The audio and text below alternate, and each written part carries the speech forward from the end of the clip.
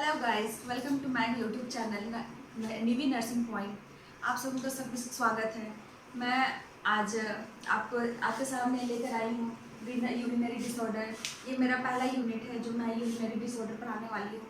इसमें मैं एक एक करके सभी डिसऑर्डर के बारे में बताऊंगी। तो आज मैं यूरिनरी डिसऑर्डर के जितने भी डिसऑर्डर है उसके बारे में मैं बताना चाहती हूँ। फर्स्ट ऑफ ऑल, आज हम यूरिनरी डिसऑर्डर में हम नेफ्रोटिक सिंड्रोम देखेंगे। नेफ्रोटिक सिंड्रोम बोलने से ही क्या पता चल रहा है, आप लोगों ने पहले भी पढ़ा होगा जीएनएम या बीएससी में। Nephrotic syndrome means kidney related. आप लोगों को सब उसका एनाटॉमी और फिजियोलॉजी तो पता ही होगा। अगर आप लोगों को नहीं पता है तो मैं एनाटॉमी जब पढ़ाऊंगी तो मैं बता दूंगी। फर्स्ट ऑफ ऑल, मैं आज डिसऑर्डर के बारे में बताना चाह रही हूँ कि इसलिए थोड़ा सा जान लीजिए कि किडनी में लीजिए कि किडनी का स्ट्रक्चर कैसे होते हैं, उसके फंक्शन कैसे होते हैं, या फिर थोड़ा सा पढ़ लीजिएगा जब तक कि मैं एनाटॉमी और फिजियोलॉजी नहीं बताती हूँ। देन नेफ्रोटिक सिंड्रोम, ये किडनी से रिलेटेड है। सिंड्रोम मीन्स आप लोगों को पता है syndrome, what is syndrome. Syndrome means of symptoms. इसमें ग्रुप ऑफ सिम्टम्स बोला जाता है। सिंड्रोम मतलब ग्रुप ऑफ सिम्टम्स। इसमें एक से ज़्यादा सिम्टम्स पाए जाते हैं जिसको कहा जाता है syndrome. Nephrotic syndrome means, definition लिख लेते हैं इसका। It is a group of symptoms group of symptoms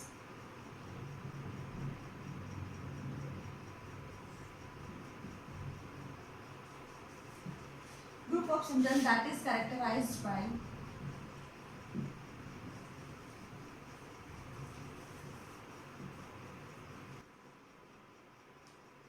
आप लोगों को लग रहा होगा कि प्रोटीन यूरिया क्या है, हाइपरलिपिडेमिया क्या है, जनरलाइज्ड एडिमा क्या है। अगर अभी आप डेफिनेशन देख रहे हैं, आप डेफिनेशन को देख लीजिए। उसके बाद मैं जब आगे बढ़ूंगी तो मैं बताऊंगी कि प्रोटीन यूरिया क्या होता है, हाइपरलिपिडेमिया क्या होता है, जनरलाइज्ड एडिमा क्या होता है। नेक्स्ट थिंग हम इसमें जाते हैं इटियोलॉजी मीन्स काउजेस। इटियोलॉजी क्या क्या है, इसके कारण क्या क्या है नेफ्रोटिक सिंड्रोम होने के। इसमें नेफ्रोटिक सिंड्रोम होने के बहुत से कारण हैं। इसको आगे हम जब तक जैसे पढ़ते पढ़ते जाएंगे वैसे वैसे बताते जाऊंगी। फर्स्ट ऑफ ऑल, इडियोपैथिक होता है। इडियोपैथिक मीन्स इसका कोई भी कारण हमें अभी तक पता नहीं चल पाया है कि ये नेफ्रोटिक सिंड्रोम क्यों होता क्यों। सबसे पहला इटियोलॉजी है कि ये नेफ्रोटिक सिंड्रोम क्या होता है, ये हमें खुद भी नहीं मालूम है। बट हम कोई ऐसा कारण ले करके देखते हैं कि हो सकता है कि इसके कारण से ये नेफ्रोटिक सिंड्रोम हुआ होगा, मे बी। तो इनहेरिटेड, जो हम नर्सिंग में जानते हैं कि बहुत से बीमारी ऐसे होते हैं जो इनहेरिटेड होते हैं, जो जनरेशन बाय जनरेशन हमारे पीढ़ी दर पीढ़ी को आते जाते हैं। लाइक और एक है कि ऑटो इम्यून डिसऑर्डर की वजह से होता है जिसका नाम है SLE। ये एक ऑटो इम्यून सिस्टम है, इसका एक फुल फॉर्म है SLE का, सिस्टमिक ल्यूपस एरिथमेटस।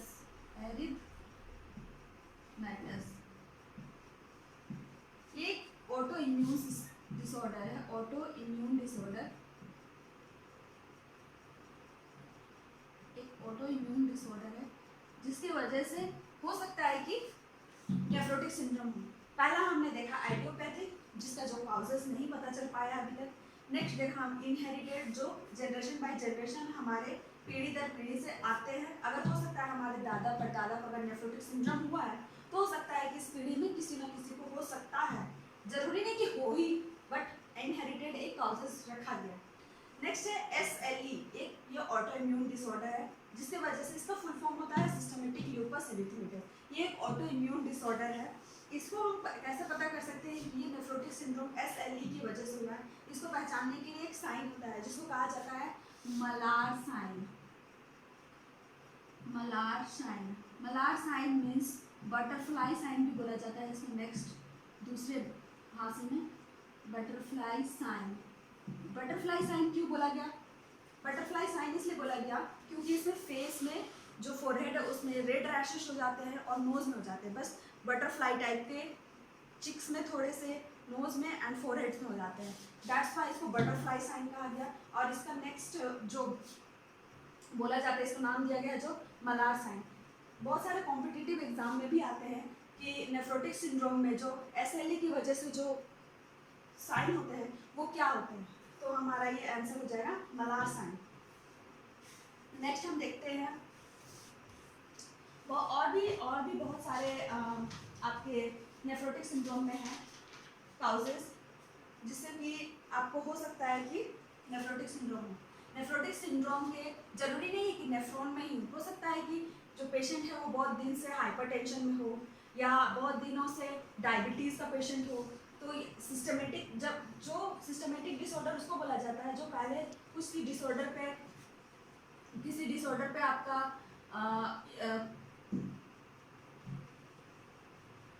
किसी डिसऑर्डर से ग्रसित हो और उसके बाद फिर इम्यून सिस्टम में, जैसे आप जानते हैं कि अगर लीवर को हम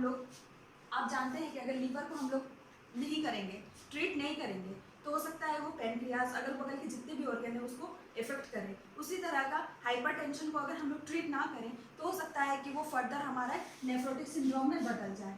तो इसका एक अब सिस्टमेटिक में क्या क्या सिस्टमेटिक से हो सकता है नेफ्रोटिक सिंड्रोम, तो सिस्टमेटिक में आ जाते हैं हम लोग, डायबिटीज़ हो सकते हैं पेशेंट को, डायबिटीज़ की वजह से अगर नेफ्रोटिक सिंड्रोम हो सकते हैं।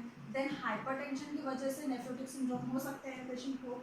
Then leukaemia is a cancer which is it is also called a blood cancer. Leukaemia मैं जब ऑन्कोलॉजी पढ़ाऊंगी तब मैं बताऊंगी कि ल्यूकेमिया होता क्या है डिटेल में, बट अभी इतना जान लीजिए आप कि leukaemia is a cancer of white blood cell, जिसको हम लोग दूसरी भाषा में ब्लड कैंसर भी कहते हैं। तो ये सब कारणों की वजह से भी नेफ्रोटिक सिंड्रोम हो सकता है। तो हमने कारण देख लिया। देन अब आते हैं पैथोफिजियोलॉजी। पैथोफिजियोलॉजी मतलब होता है कि ये नेफ्रोटिक सिंड्रोम में क्या ऐसा हुआ जो नेफ्रोटिक सिंड्रोम हो गया। तो नेक्स्ट आते हैं हम लोग पैथोफिजियोलॉजी।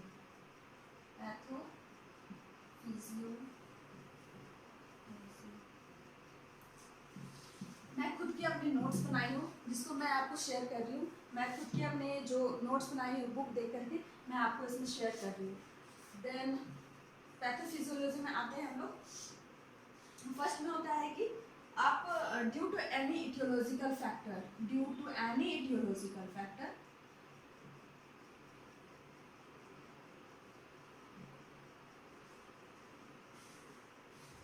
हमें पता नहीं है कि पेशेंट में क्या इटियोलॉजी फैक्टर है, बट हो सकता है कि पेशेंट में हो सकता है कि इनहेरिटेड हुआ हो। हमें उसका फिजिकल और एग्जामिनेशन लेकर के, इंटरव्यू लेकर के हम पता कर सकते हैं क्या आपका पहले से नेफ्रोटिक सिंड्रोम वाले कोई रिलेशन में थे या आपके परदादा दादा इन लोग को किसी को अगर कुछ बीमारी हो इससे रिलेटेड, तो इससे पता चल सकता है कि हमारे इनहेरिटेड हो सकता है इस पेशेंट को हुआ हो।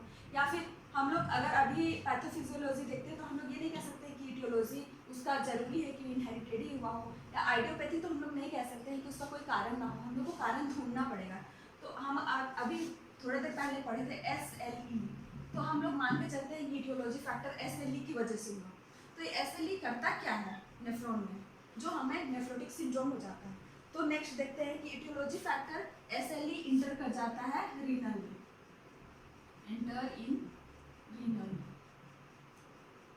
देन रीनल में इंटर करने के बाद क्या करता है, एंटीजन और एंटीबॉडी का रिएक्शन करता है अंदर जाकर के। Antigen and antibody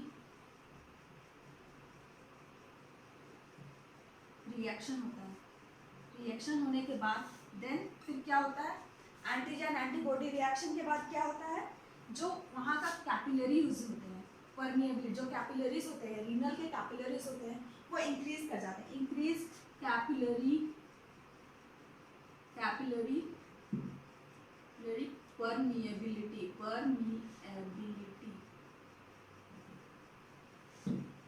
increase capillary permeability towards protein के टुवार्ड्स में क्या हो जाते हैं, परमिएबिलिटी इंक्रीज कर जाते हैं। क्या हुआ, कोई भी इटियोलॉजी फैक्टर को आप देख सकते हो सकता है कि अगर इनहेरिटेड हो या कोई दूसरे लाइक पेशेंट को अगर मान लीजिए कि डायबिटीज़ हो या हाइपरटेंशन की वजह से अगर नेफ्रोटिक सिंड्रोम होते हैं, तो जो भी कारण की वजह से इंटर कर जाते हैं रीनल में। रीनल में इंटर करने के बाद एंटीजन एंटीबॉडी रिएक्शन होते हैं अंदर। उसके बाद एंटीजन एंटीबॉडी जब रिएक्शन होते हैं तो कैपिलरी परमिएबिलिटी जो है वो इंक्रीज कर जाते हैं। टुवर्ड्स क्या, प्रोटीन के टुवर्ड्स कैपिलरी परमिएबिलिटी इंक्रीज कर जाता है। इससे क्या होगा हमारे शरीर में, प्रोटीन यूरिया, यूरिन में प्रोटीन आने लग जाएगा, प्रोटीन यूरिया, प्रोटीन यूरिया। जब हमारे कैपिलरी में इंक्रीज कर गए प्रोटीन, तो हमारे क्या होगा, एक्सक्रीशन प्रोटीन का ज़्यादा होने लग जाएगा यूरिन में, तो प्रोटीन यूरिया होगा, जिससे हमारे क्या होगा, शरीर में जितने प्रोटीन होने चाहिए थे वो कम हो जा रहे हैं। कम होने के बाद क्या हो रहा है, शरीर में प्रोटीन की कमी हो जा रही है, जिसको हम लोग कहते हैं hypoalbuminemia, hypoalbuminemia, hypoalbuminemia. Albuminemia is a part of albumin is a part of protein. Albumin के जो प्रोटीन होते हैं वो एल्बुमिन के निकलते हैं, ठीक है। हाइपोएल्बुमिनिया हो गया शरीर पे। अगर हाइपोएल्बुमिनिया हो जाएगा पेशेंट में, तो फिर इससे क्या कारण हो सकते हैं, इससे हो सकता है कि पेशेंट में ऑन्कोटिक प्रेशर बढ़ जाएगा, ऑन्कोटिक प्रेशर बढ़ गया। अगर ऑन्कोटिक प्रेशर बढ़ जाएगा पेशेंट में, तो फिर क्या होगा, ऑन्कोटिक प्रेशर बढ़ जाएगा, अगर ऑन्कोटिक प्रेशर डिक्रीज कर जाएगा, ऑन्कोटिक प्रेशर बढ़ नहीं जाएगा, ऑन्कोटिक प्रेशर डिक्रीज कर जाएगा, देन फिर क्या होगा, इडिमा हो सकता है पेशेंट में, इडिमा देखने को मिल सकता है, और जब उसको ट्रीट नहीं किया जाए तो जनरलाइज्ड एडिमा दिखता है। जनरलाइज्ड एडिमा मतलब होल बॉडी स्वेलिंग दिखेगा, होल बॉडी में स्वेलिंग दिखेगा। मैं एक बार फिर से रिपीट करती हूँ इस बात को कि जब कैपिलरी परमिएबिलिटी टुवर्ड्स प्रोटीन अगर बढ़ जाता है, तो जो प्रोटीन यूरिया है वो यूरिन में ज़्यादा आने लग जाएगा। जब यूरिन में ज़्यादा आने लग जाए तो शरीर में एल्बुमिन, जो प्रोटीन का एक नाम है, वो एल्बुमिन की कमी, इसमें प्रोटीन निकलता है बट एल्बुमिन के तौर पे निकलता है, एल्बुमिन निकलता है, तो हाइपोएल्बुमिनिया हो गया। हाइपोएल्बुमिनिया हुआ तो ऑन्कोटिक प्रेशर डिक्रीज कर गया, ऑन्कोटिक प्रेशर अगर शरीर में डिक्रीज कर जाएगा तो उससे एडिमा होगा, और देन वो जनरलाइज्ड एडिमा में चेंज हो जाएगा। अब यहाँ पे शरीर को क्या चाहिए, शरीर को तो प्रोटीन चाहिए ही चाहिए, तो यहाँ पे हाइपोएल्बुमिनिया तो हो गया, तो हम तो ये नहीं कह सकते ना कि जनरलाइज्ड एडिमा करके पेशेंट को छोड़ देना, ऐसा नहीं करना है, हमें प्रोटीन तो चाहिए, शरीर को भी प्रोटीन चाहिए। तो नेक्स्ट, प्रोटीन अगर चाहिए होगा तो फिर ये क्या करेगा, लीवर जाके सिक्रीट करेगा, लीवर क्या करेगा, लीवर करेगा सिक्रीट, क्या करेगा, लीवर करेगा लिपोप्रोटीन का सिक्रीशन करने लग जाएगा। क्यों, प्रोटीन मैनेज करने के लिए, शरीर में जितने प्रोटीन कम हुए हैं वो लीवर के प्रोटीन से काम आ जाएंगे। बट यहाँ पे क्या हो गया, प्रोटीन तो मैनेज हो गया शरीर पे, जो प्रोटीन निकल रहे थे वो लीवर ने सिक्रीट कर दिया और प्रोटीन पूरा बॉडी में उसका यूज हो गया। बट ये लिपो है, वो लिपिड है, ये लिपिड का जरूरत नहीं था, जो हमारे शरीर में एक्स्ट्रा हो गया, ये एक्स्ट्रा हो गया, तो इसको क्या कह सकते हैं हम लोग, हाइपरलिपिडीमिया। शरीर में हाइपरलिपिडीमिया होगा, हाइपरलिपिडीमिया होगा तो क्या होगा, इससे हाइपरलिपिडीमिया हो गया तो प्रोटीन जो था वो हाइपरलिपिडीमिया, जो प्रोटीन था वो शरीर यूज कर लिया, बट हमारे शरीर पे क्या हो गया, लिपिड की मात्रा हमारे शरीर में ज़्यादा हो गई। तो ज़्यादातर क्या देखा गया, हम लोग जब डेफिनेशन पढ़े तो उसमें क्या देखे थे कि ग्रुप ऑफ सिम्टम्स, जिसमें प्रोटीन यूरिया था, हाइपरलिपिडीमिया था, और क्या था, जनरलाइज्ड एडिमा। अब पता चला कि क्यों हो गया, हाइपोएल्बुमिनिया था, हाइपरलिपिडीमिया था एंड जनरलाइज्ड एडिमा था, देन प्रोटीन यूरिया था। ये 4 सिम्टम्स मिलके सिंड्रोम बनते हैं, जिसको कहा जाता है नेफ्रोटिक सिंड्रोम। देन अब नेक्स्ट देखते हैं इसके क्लिनिकल मैनिफेस्टेशंस। क्लिनिकल मैनिफेस्टेशन तो आप लोगों को पता चल ही गया होगा कि क्लिनिकल मैनिफेस्टेशन में क्या क्या होगा। फर्स्ट ऑफ ऑल होगा आपका हाइपरलिपिडीमिया, हाइपरलिपिडीमिया मीन्स लिपिड का ज़्यादा होना शरीर में। देन होगा आपका प्रोटीन यूरिया, यूरिन में प्रोटीन की मात्रा बढ़ जाना। देन आपका जनरलाइज एडिमा। उसके अलावा भी हम लोग को बहुत सारे चीज़ दिखते हैं, जैसे कि आपके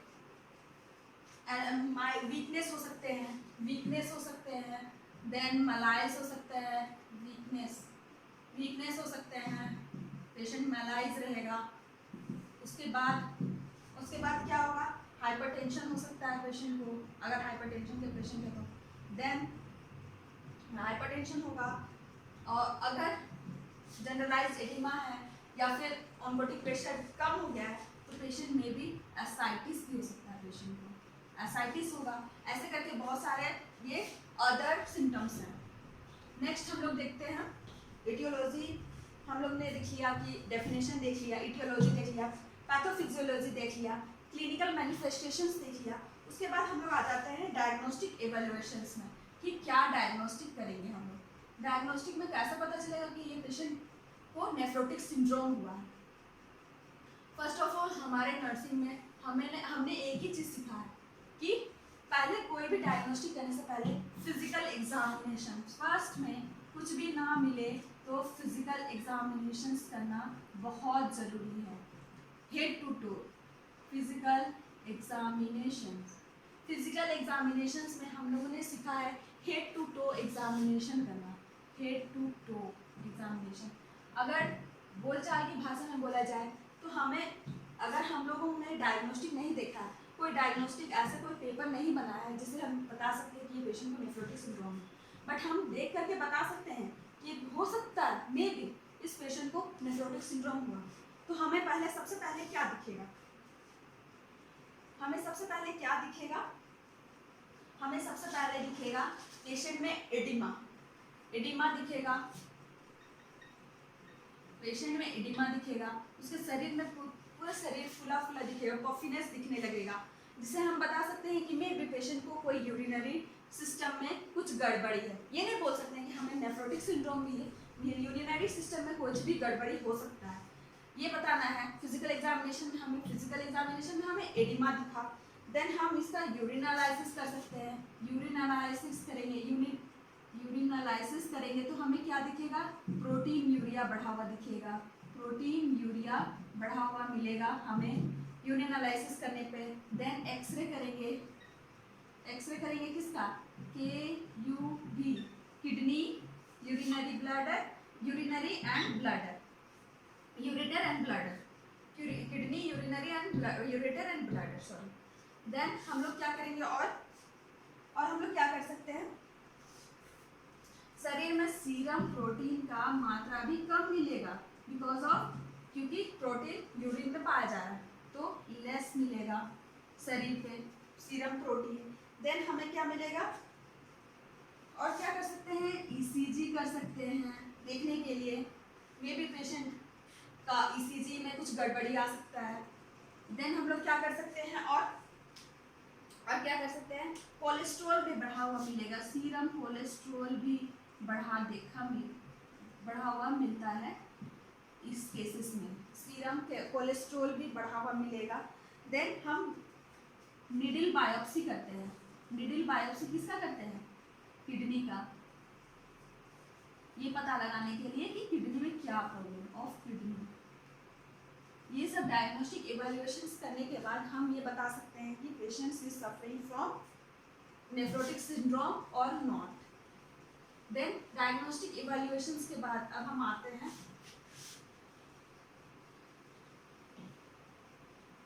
नेफ्रोटिक सिंड्रोम्स के होने से क्या क्या कॉम्प्लिकेशंस हो सकते हैं। नेक्स्ट आते हैं हम लोग कॉम्प्लिकेशंस में। डायग्नोस्टिक इवैल्यूएशंस के बाद हम आते हैं कॉम्प्लिकेशंस में, क्या क्या कॉम्प्लिकेशंस हो सकते हैं। जरूरी नहीं कि हुई, बट होना, अगर नेफ्रोटिक सिंड्रोम है तो मे बी इस कॉम्प्लिकेशंस में जा सकते हैं पेशेंट। तो पहला है कि हमारे पेशेंट्स हाइपोवोलेमिया में जाएं, हाइपोवोलेमिया में जा सकते हैं। हाइपोवोलेमिया में जाने के बाद नेक्स्ट होता है हमारे पेशेंट्स क्या जा सकते हैं, maybe liver failure, renal failure हो सकता है। रिनल फेलियर अगर उसे ट्रीट ना किया जाए एज सून एज पॉसिबल तो हमारे पेशेंट्स में क्या होंगे, रिनल फेलियर हो सकते हैं, रिनल डैमेज भी हो सकता है, रिनल फेलियर भी हो सकते हैं। जरूरी नहीं कि रिनल फेलियर ही हो जाए, अगर वो थोड़े समय पहले आ चुके हैं तो रिनल डैमेज हो सकता है। और क्या हो सकते हैं, पल्मोनरी इडिमा, पल्मोनरी इडिमा हो सकता है। नेक्स्ट क्या हो गया, सेरेब्रल एडिमा। हम लोगों ने पहले देखा था जनरलाइज्ड एडिमा। जनरलाइज्ड एडिमा में हमारे जहाँ जहाँ हमें दिख रहे हैं वहाँ वहाँ पफिनेस दिखेंगे, बट हम अगर उसको ट्रीट ना करें तो पल्मोनरी में भी एडिमा दिख सकते हैं, देन सेरेब्रल में भी एडिमा दिख सकते हैं, देन एंथ्रोस्क्लेरोसिस हो सकता है। तो ये कॉम्प्लिकेशंस आपको देखने को मिलेंगे जब अगर नेफ्रोटिक सिंड्रोम को अगर ट्रीट ना किया जाए तो। नेक्स्ट देखते हैं इसके मैनेजमेंट।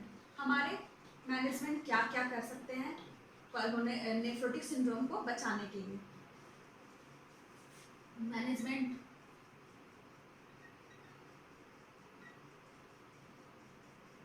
फर्स्ट ऑफ ऑल हम लोग मेडिकल मैनेजमेंट देखेंगे।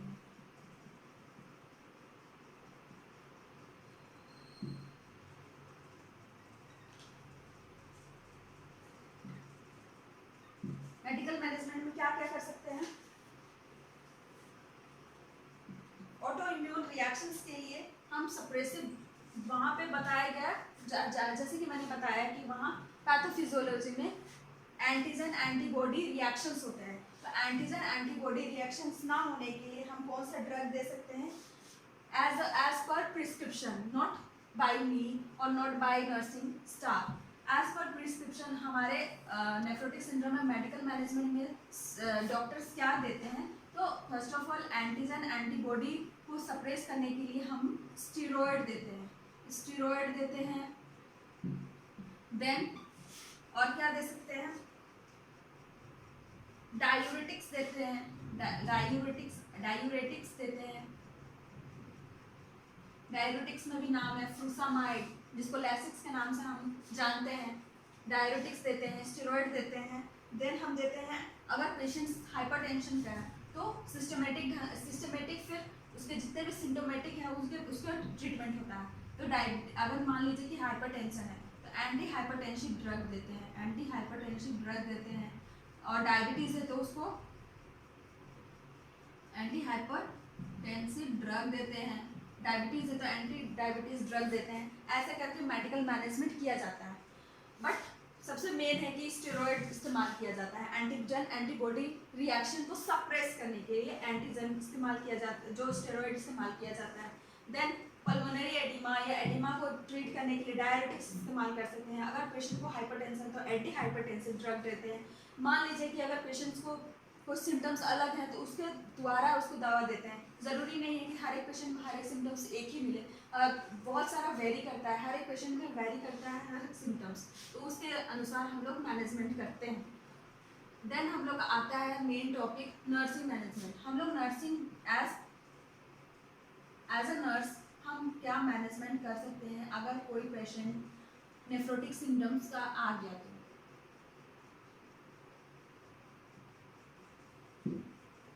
फर्स्ट ऑफ ऑल हम लोग देखते हैं उसका नेफ्राइटिस का कारण क्या है। फर्स्ट नेफ्रोटिक सिंड्रोम तो ऐसे नहीं हो गया होगा ना तुरंत से, उसके लिए तो कुछ इन्फेक्शंस हुआ होगा या कुछ कारण हुआ होगा। तो हम लोग को असेस करना है, assess the causes of nephrotic syndromes.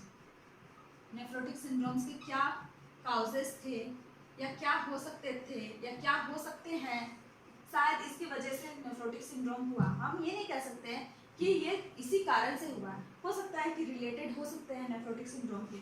ये असेस करना है by the interview, by the physical examination, और पूछ सकते हैं हम रिलेटिव से कि क्या हुआ, उससे पहले क्या प्रॉब्लम होना शुरू हो गया था, सबसे पहले क्या प्रॉब्लम हुआ होगा, इसके वजह से यहाँ पर ये नेफ्रोटिक सिंड्रोम लेकर के आए हैं हॉस्पिटल पे। देन हम कर सकते हैं कि अगर उसके ऑनकोटिक प्रेशर अगर डिक्रीज कर गया है तो उसकी स्किन में इंटीग्रिटी दिखेगी। तो असेस दी स्किन इंटीग्रिटी, उसकी स्किन में देखेंगे कि हमारे स्किन इंटीग्रिटी दिखेगी। देन क्या देखेंगे हम, वॉल्यूम, जब नेफ्रॉन प्रोटीन यूरिया निकल रहा है कितने मात्रा में निकल रहे हैं, कितने 24 आवर्स में कितने ml वो यूरिन एक्सक्रीट करता है। तो हमें fluid volume, assess the fluid volume over 24 hours. 24 hours में कितना वो फ्लूइड वॉल्यूम एक्सक्रीट किया वो हमें मॉनिटर करना है।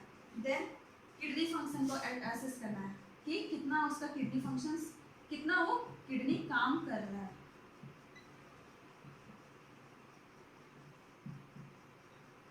देन हम इसके द्वारा नर्सिंग डायग्नोसिस बना सकते हैं और नर्सिंग केयर प्लान बना सकते हैं, जिससे हमारी पेशेंट्स को मदद मिल सके कि हम इसके आगे फर्दर हम क्या प्लानिंग करेंगे, क्या एवोल्यूशन करेंगे, क्या गोल रखेंगे और क्या ऐसा कुछ मैनेजमेंट करना चाहिए जिससे कि पेशेंट में तुरंत से तुरंत सुधार हो जाए। तो आज के लिए बस इतना ही। मैं सोचती हूँ कि आप लोगों को अच्छे से समझ में आया होगा। मैं अपना नोट्स शेयर की आप लोगों को और उम्मीद करती हूँ कि आप लोगों को समझ में तो आया होगा, बट अगर कुछ समझ में नहीं आया तो आप कमेंट में हम मुझे बता सकती हैं। और आप अगर आपको कुछ आती है तो मुझे भी बता सकती हैं कि शायद मैं कुछ गलती करती हूँ। ये मेरी पहले वीडियो है जो मैं टीच कर रही हूँ आप लोगों के सामने। तो इसके लिए अगर आप लोगों को वीडियो अच्छा लगा हो तो आप मेरे चैनल पे लाइक कर सकते हैं, सब्सक्राइब कर सकते हैं, शेयर कर सकते हैं।